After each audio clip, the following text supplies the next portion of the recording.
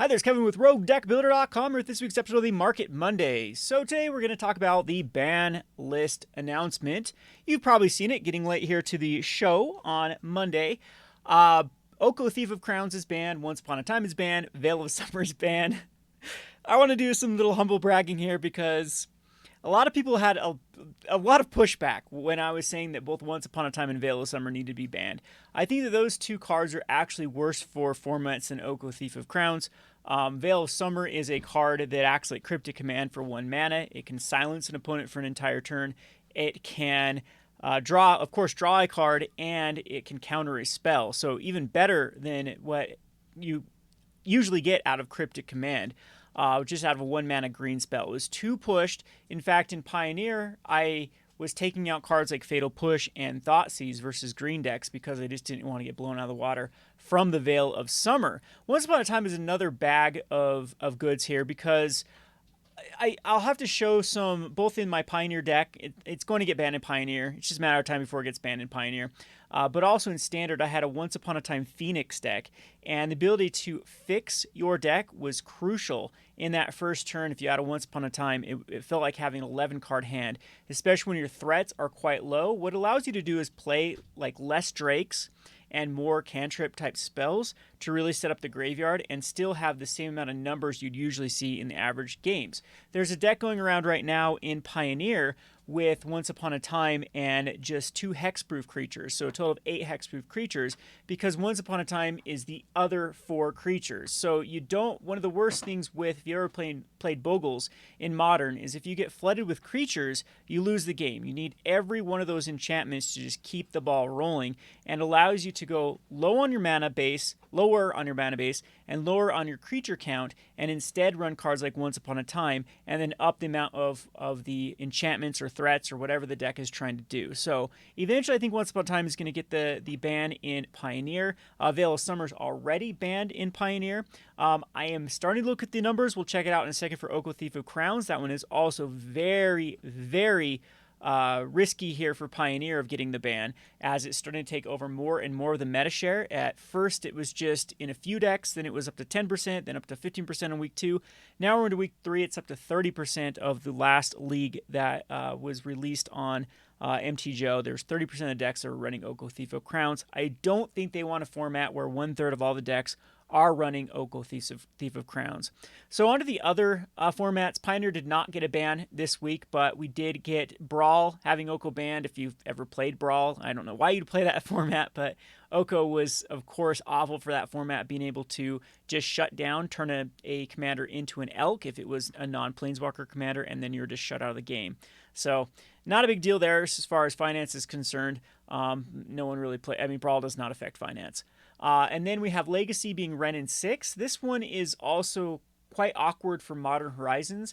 This is yet again another card that has been banned out of Modern Horizons, and Legacy is a whole nother can of worms than Modern, but Wrenn and 6 also could be a card that I could see realistically being banned in Modern. So it's just not a good look here for Wizards of the Coast as far as their latest designs are concerned. They've had a huge fail set with Modern Horizons having 2 powerful cards, and now they've had 2 sets in a row, or I guess we had Core in the middle, but War of the Spark and Throne of Eldraine that have cards that I don't think make the game better. They make it worse with, as we can see in Vintage, cards like Narset, Parter of Veils, and then there's been a lot of moaning about Teferi, a 3-drop Teferi, also just being a really unfun and restrictive card because it's tough to justify running anything in that slot. We're even seeing previously banned cards like Reflector Mage get pushed out of their spot for 3 mana Teferi because it's just more effective. I've seen some collective company lists that are not even running Reflector Mage. They've just chosen just to go for Teferi,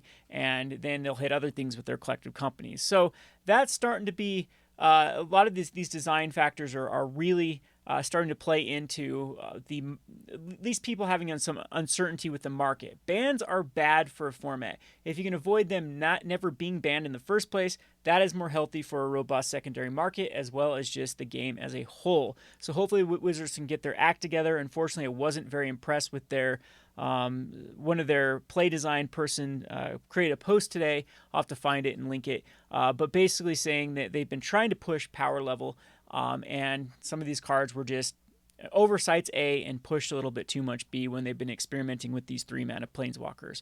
So anyway, let's get over to the market, how I think it's going to affect the market. So first of all, let's go over to Modern Horizons. So let me click over to Modern Horizons for where I think this set sealed is. It's starting to fall in price quite significantly for the sealed boxes. So I was able to get for my patrons the Modern Horizons for about 160, 165 in that range for quite some times. And it was a very good deal comparatively to what was going on eBay or going on TCG Player. I think boxes were around 195 on the low end and all the way up to 215, 220 on the high end.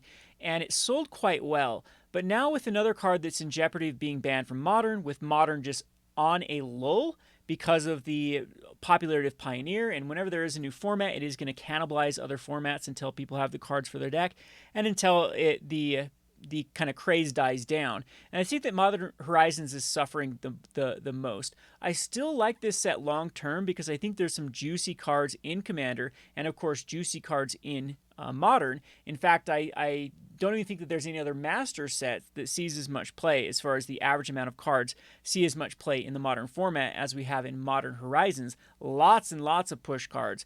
And so I am quite bullish long term for Modern Horizons. However, on the short term, that 163 is not even looking like a good deal anymore. And I'm actually sitting on quite a bit of product for Modern Horizons. It's going to be tough to move right now because of the sinking prices of the set. There also seems to be a lot more supply than anyone anticipated. Apparently, Wizards released this set to really hold us over until the next Modern Horizons, which is, 2 years away, or at least a year and a half away for what everyone thinks.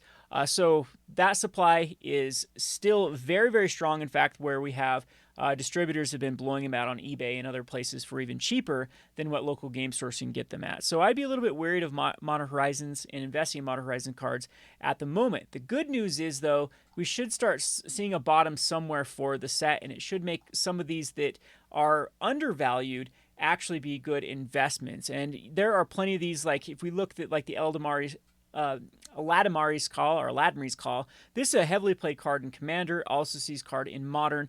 Same thing with the card right above it with the Goblin Engineer. These are the type of cards that I think are great pickups once this dust settles, and you can get these in on the low dollar amount, and then in 3-4 years they go $4, $5, $6. Even though Modern Horizons has a high amount of printing, I'm thinking that these cards will age well, and I don't think that they are going to be in any sort of danger of getting reprinted anytime soon. I think that these are going to be specifically to this set. The supply is quite high, and then they don't have to do these for years and years to come. So there should be this window of where these cards will be at their low, and then they should accrue value nice over time, and then have that 2-3 year down the road where they're going to be great sell-offs to buy lists or on TCG Player or eBay or whatnot. So anyway, that's enough about Modern Horizons. It's just kind of disappointing that another one of the flagship cards out of the set got banned in a popular format, because Legacy is still strong enough to affect prices, and then it is still in jeopardy for this, a bad sign too for the Modern format. And I will give you that Wrenn and 6 is a lot more broken in Legacy because of the ability to just get the lands back, and then just lands is just taken over that format. So anyway, the Wrenn and 6, I guess, will not be missed in that format. All right, so let's talk about Standard. Standard is definitely back to week 1, I would say. This is like a rotation with these cards being banned. Green decks really got kicked down a notch, and they rightfully deserve so.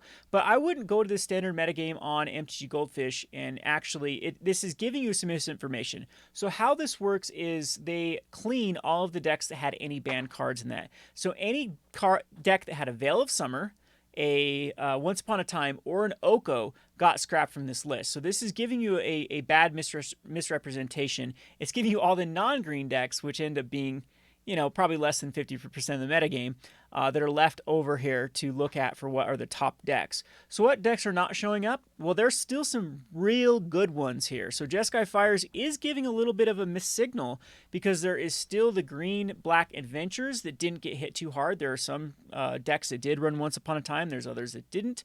Of course, Veil of Summer is going to be gone from their sideboard to really combat the blue decks. There is Blue-Green Flash that's still a decent deck that also was running once upon a time that no longer shows up in these lists. And there is probably the big man on campus now, the one that's had the most success next to the Oko decks, which is Gruul. And both Gruul Adventures and Gruul Aggro really don't get hit. Like, Once Upon a Time was cute in the decks, but it was just that first turn you had it in your hand, it can go get you the land that you're missing, or possibly the creature that goes best in your curve. But it definitely wasn't as important as is in some of these other 3-color decks, or go tutor up a specific land or whatnot. So I'm expecting Gruul and Green-Black Adventures especially to come back with a vengeance and start showing up on these lists. The other big breakout deck is Jeskai Fires. I was playing Arena today just to get a representation of what people are playing, and Jeskai Fires was easily 80% of the meta of what I was playing. I was playing in a Gold League, haven't ground past Gold right now, but the Jeskai Fires decks were everywhere. There was one little caveat here that Jeskai Fires tended to be more on the Esper range that I noticed, with Ritual Soot being the flagship card, and then Nicol Bolas. So they went like Ritual Soot to wipe the board, Nicol Bolas, and then they just got a lot of value off of Nicol Bolas. There are a lot of good cards here that we'll talk about in a second, which I do think have the potential of going up if Jeskai Fires does become the #1 deck, which is a little bit disappointing because I still think that Fires of Invention is a pretty bad design card. It's leading to some pretty broken board states where they can just chain off a lot of things through the course of a few turns, turning the next turn after the Fires of Invention comes down to be able to basically utilize 12 mana is probably not good for a standard format, and it's starting to see play even in Modern. So we have a Modern deck that runs Fires of Invention, and we also have Pioneer that it has a lot of decks that are running Fires of Invention. So that's another card that I would keep my eye on for a potential banning. I know we keep saying that, like, okay, you ban Field of the Dead, now Oko becomes out of control. You ban Oko, then Fires of Invention. Where does it stop? If you just keep banning cards, won't you just have to then go, what, ban Embercleave next, or ban Teferi next, or what type of cards will you have to ban if you're so ban happy if something does take over the meta? I don't know if I quite agree with that argument, because I think that there is this cluster of cards that were just poorly designed, and I want to emphasize that rather than necessarily just power level wise. They just have poor interactions with the game, and I'm one of those people that I don't think you necessarily need to ban an overtly powerful card. Just you need to ban a poorly designed warping card, and I think I'd put Oko and Once Upon a Time and Field of Dead and Veil of Summer. All of those I think go in that category, and I would even put Fires of Invention as the last one in Standard. Maybe Teferi in that mix too, that I just think don't benefit the game from existing. From a ban standpoint, I think that should be the focus. Does having this card in the meta benefit or jeopardize the format? And I think both Teferi and Fires of Inventions are the last two cards left that I really despise. Anyway, so if you take a look at some of these lists too, you can still find a bunch of like Gruul Adventures, like we were saying, and these other green decks. What is this? This looks like it's the wrong format. Mono Green Devotion, Mono Green Tron. Yeah. So are we in? What are we in here? We're in standard metagame here. Why is it showing Pioneer decks here? So a good thing to do is to look over these lists and see what decks were competing pre-Oko or pre-Oko ban, but also keep in mind that they were in the mix to try to beat Oko. So these are people that just didn't want to play Oko. They were playing a deck that they thought had a good matchup versus Oko. But some of these should still be power enough to exist post-Oko ban. Let me give you a few predictions of what I think we're going to see. So first of all, I think we are going to see a lot of Jeskai Fires decks, or just Fires Invention decks. The trend, like I said before, has been trending away from the Cavalier lists and more into the Nicol Bolas lists, and these are more geared to beating other control decks. So whether it be 4-color with Teferi with the white, or if they go into just flat-out Grixis, it looks like we're going back into a Thought Erasure meta. So a lot of decks are going to be going back to Thought Erasure, ripping out the specific cards. There are a few cards, though, that I think combat these Fires of Invention decks quite well, and one of them is Cinderglades. So this is a card that I think is going to have a lot of success if we do have a format that's dominated by spells-based decks and aggro-based decks. So I think that Gruul is going to be a very, very potent player in the meta, and therefore the option for Gruul on the sideboard is to bring in a card like Cindervines that does double duty.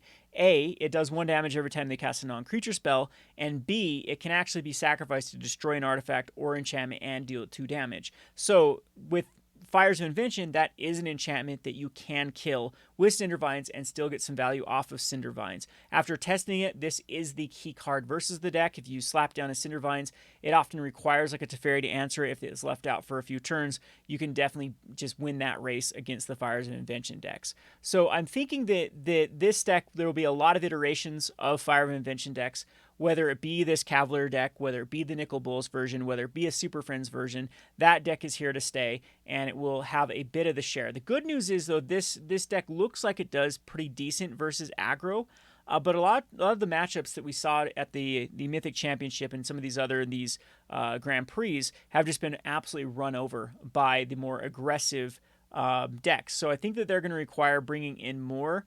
answers. And then that will start to develop a meta where there will be mid-range decks that can compete against these control decks that put in too much answers versus aggro. There'll be aggro decks that just go underneath the decks that don't have enough answers for them, and everything in between. So, and that's really a good robust meta, is when we have not just rock, paper, scissors, but all these other little steps in between all the rock, paper, scissors to combat them. So looking over these lists, let me give a few breakdowns. I think we have underrated cards. Drawn from Dreams. This one, if Fire of Inventions, I think is the best spec if this is going to be the tier 1 deck. Drawn from Dreams ends up being usually a 3 to 4 of, and this is the best card to chain with Fires of Invention, especially when you cast a Fires of Invention. Usually you can go Drawn from Dreams, and you can set up a huge turn the following turn after Fires of Invention.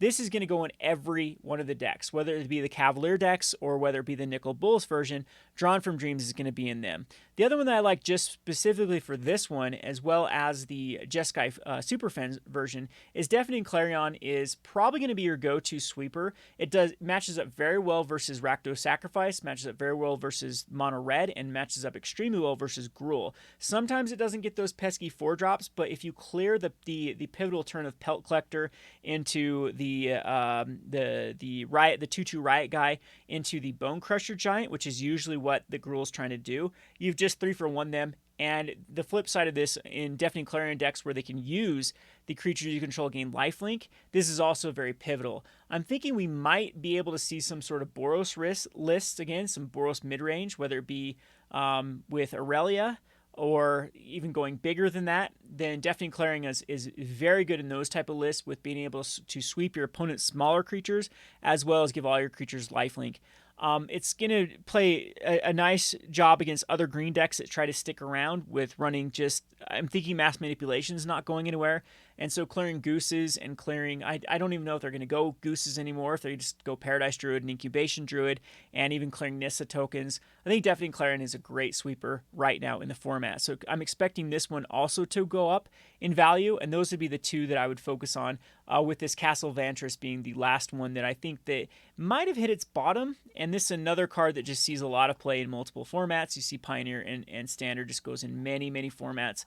And has a lot of synergy with the Scry ability. Most of them do play 4 of again in the Fires of Invention, just because it allows you to utilize mana that you otherwise don't have any use for. So if this is the bottom, being about the $150 mark, which we have Card Kingdom already increasing value, this looks like a pretty potential double up, possibly even triple up, if Throne of Eldraine is going to quit being opened now that Oko has stopped turning everything into Elks.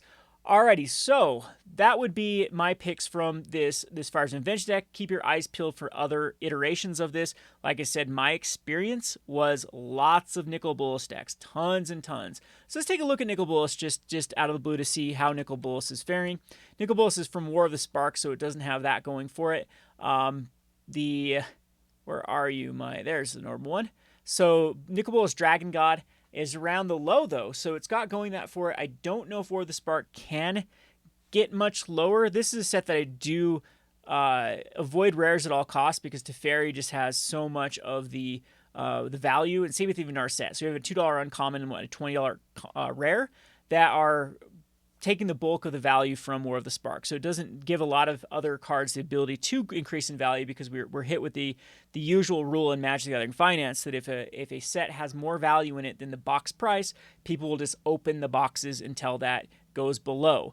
So Nicol Bolas, as a Mythic, though, does have some potential if it does see a lot of Fires of Invention decks. It does seem to pair pretty well, because you can go Fires of Invention and Nicol Bolas in the same turn, and then you can, if it survives, you get huge value with drawing another card for Fires of Invention. If you have to use to destroy target creature or planeswalker, you still hopefully it will be left around for the next one. And believe it or not, one of the best ways to get Nicol Bolas online right now is through Fires of Invention, because the mana cost is quite restrictive in the format. Mana is okay. You have Shocklands, but you have a lot of weird temples that pair with them. So Nicol Bolas Fires of Invention is going to be a contender, in my opinion, and most of those decks have been running other ways to rip out cards like Thought Erasure. Some of them have been going higher on the adventures with Bone Crusher Giants and the Night that Murderous Rider. There we go, Murderous Rider. Those type of decks. Yeah, lots of iterations. Ritual Soot seems to be also another card that is going these ones, so this is another one to keep your eye on for the control. Is Ritual Soot gets a lot better. One of the issues with Ritual Soot is missing. It could kill like Oko tokens, but the curve with the Oko decks would a lot of times go into like Questing Beast and Wicked Wolf, and you'd never quite get rid of the threat that you had to get rid of, and it'd be left still tapping out on turn 4 with a 4/4 Wolf or a 4/4 Questing Beast that just continued to beat you down. The low is the lowest it's been, though, and so this is another one. If we do start seeing a lot of both black control based decks, I'm thinking of taking another whirl at the Chandra, Black-Red Chandra control deck that I built to see if it can compete again in an Oko list meta. Oko was the rough matchup for it. Everything else was pretty. I guess the Teferi control decks were also pretty rough, but Oko was the main problem, and it just ate up on aggro and Gruul and that sort of stuff. So if we do go into an aggro-based format, I think Ritual Soot is very well positioned. All right, so let's take kind of a look at the other ones. We'll take a look at Gruul here in a second, but let's just pull the ones up on Empty Goldfish. Rakdos Aristocrat should be here to stay. It's got everything we need. You can build this in a few different ways. This happens to be a claim the Firstborn version, where you can take your opponent's stuff and then Witch's Ovens it away, and it's got a very aggressive curve to get that done. There's some pretty ridiculous draws here with the Mayhem Devil and being able to then go into Chandra. That's always a crazy one. If you have multiples out, you're doing tons of damage when you sacrifice the Chandras. Some other decks that I've seen are running even heavier on the Priest of Forgotten Gods and heavier on the sacrifice, going into Bantu. I think these are all pretty decent, because you can see that is after you get out of this mana of the Blood Crypt and the Fabled Passage, this is a very, very budget deck. And the cards that I think have the best chance of going up is Rankle. I think Rankle might be able to be positioned as a powerhouse in this format. It's going to go in the mono black decks, or mono black Aristocrats, going to go in the red black Aristocrats, is going to go probably in the Golgari Adventures or the Golgari mid-range decks, and everything in between. I don't know if Surveil is good enough to come back, but this seems like a pretty good answer in like a Thief of Sanity and a Rankle, and then ripping cards out. And then counter magic after that. That seems like a decent little tempo strategy if the meta adjusts to that. And Rankle just seems to be on power level higher and doing exactly what this format wants, which is flying, haste, and then giving you the options to sacrifice force your opponents to sack creatures, things like that. I think this card is positioned to go back up. I don't see this dipping any lower. Buy-lists that's actually not too bad, with the buy list being $550 compared to the TCG market price at $875. So that means there is still quite a bit of movement for Rankle. Good news about Rankle too is it is seeing play in Pioneer, so it also has that going for it.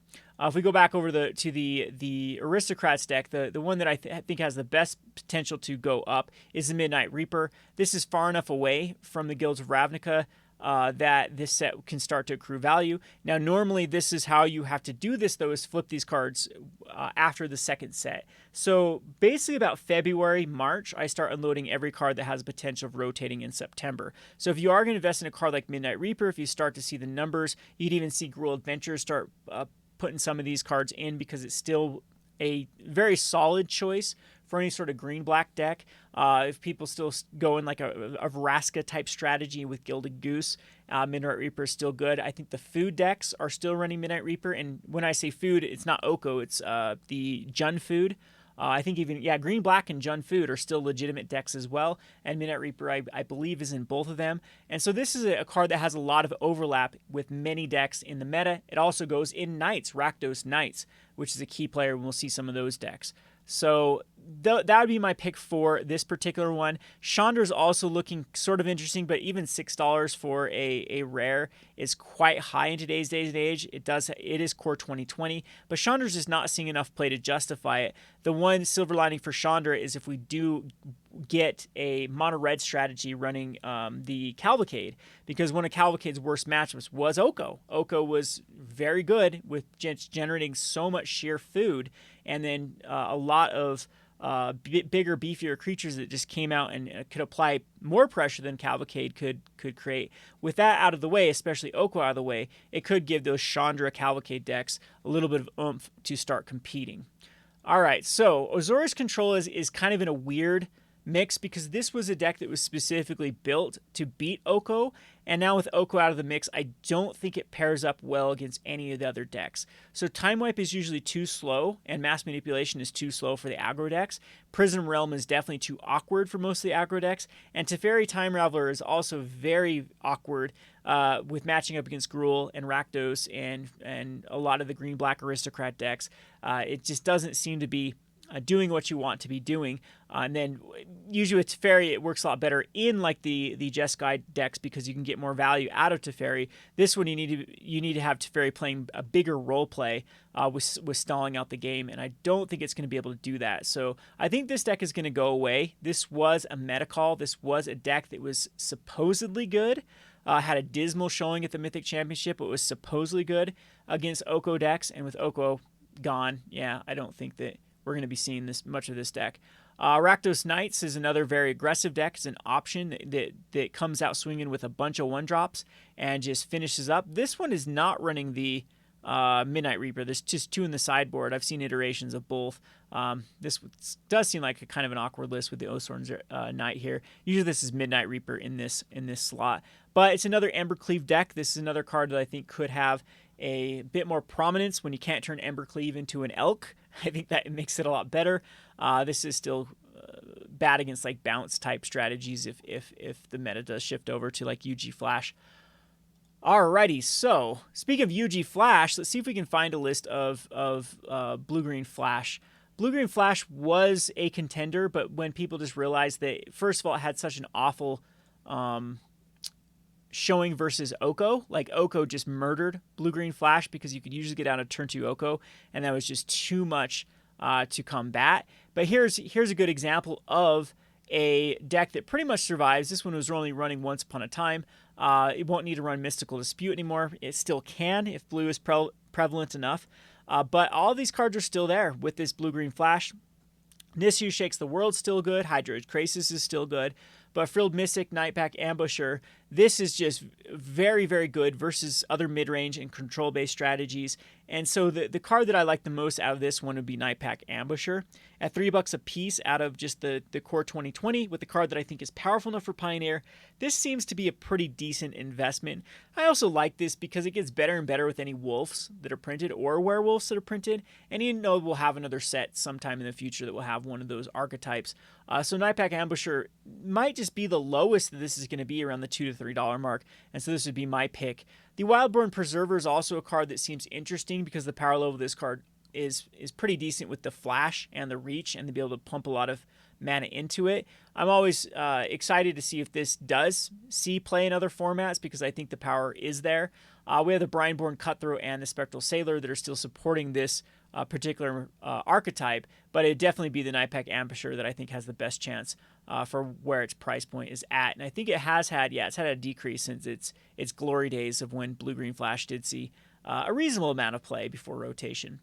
All right, so let's go back here to a few of the other ones here. Is It Phoenix is another one that's interesting because that was such a miserable matchup versus the Oko. It was you just couldn't beat it because all of your Phoenixes got turned into elks, or your Crackling Drakes got turned into elks. That's particularly one of the decks that I run. This one is not. This Is It Flash isn't that particular version, but I think Is It decks do get a lot better. They do have a lot of oomph. One of my best matchups for my Phoenix decks absolutely is Jeskai Fires, because it's just a renewable resource with the Phoenixes and the Crackling Jakes being just huge threats. They often give the Jeskai Fires decks a hard time to deal with. So those, I think Phoenix decks, Arclight Phoenix could have a comeback.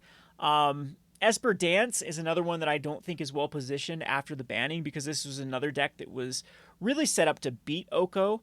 And now with Oko out of the mix, I think this deck actually does get worse. It was another deck that supposedly did well versus Oko, but then just didn't put up the numbers. And I don't know if it was because it was losing to non-Oko decks, or if that was the problem with Oko. Is the best you could ever do is have like a 55% versus the deck because of its curve just being so strong. So I wouldn't give too much. I wouldn't give too much of a look to these type of cards, because I don't have a lot of faith in it. Like I said, I think if I were a betting man, how the meta is going to shape up is we're going to have the big dog right now is probably going to be either Gruul Adventures or Green-Black Adventures. Jeskai Fires can definitely beat up on Green-Black Adventures, but I don't know how it's going to fare versus Gruul. I think Gruul's a little bit too fast for some of the iterations, and of course they're going to beat up on each other when people trying to mess with the right list.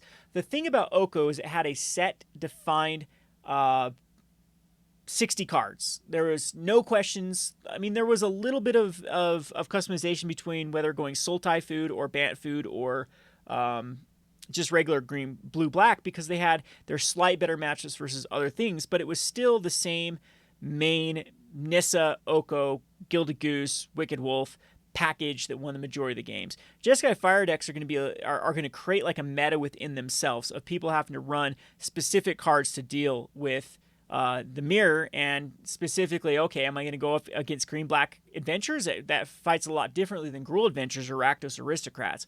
And so I think it's going to be a lot more messy for Jeskai Fire decks to find that perfect 60. And the same can be said by a lot of these particular decks. But I think that's what we're going to see the pillars be.